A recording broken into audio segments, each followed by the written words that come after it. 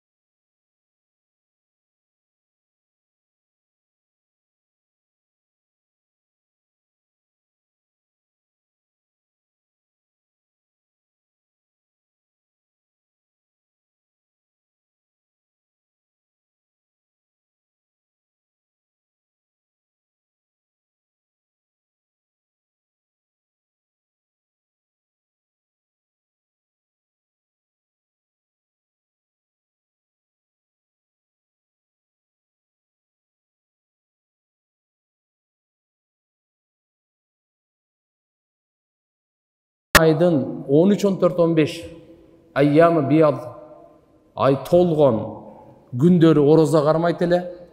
Ошол эсепке карасак 12-си жума болсо, 13-ü 6-чы болсо, 13, 14, 15, 6-чы базар күнү, 1-чи күнү кармап койсок аябай жакшы болот экен. Мүмкүнчүлүгү бар адамдарга.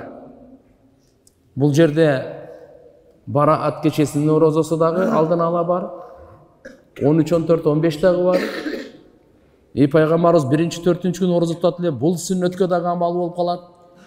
Анан эң негизи эле Рамазандан алдын өзүбүздү кичине сынап да көрүп алабыз.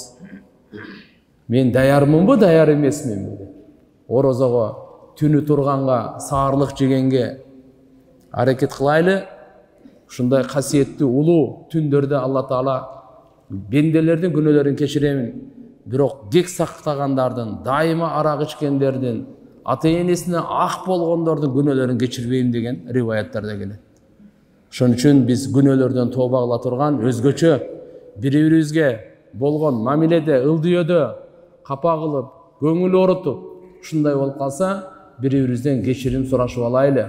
Болбосо мындай касиеттүү улуу түндөрдө дагы кечирилбей калганын коркунучу бар.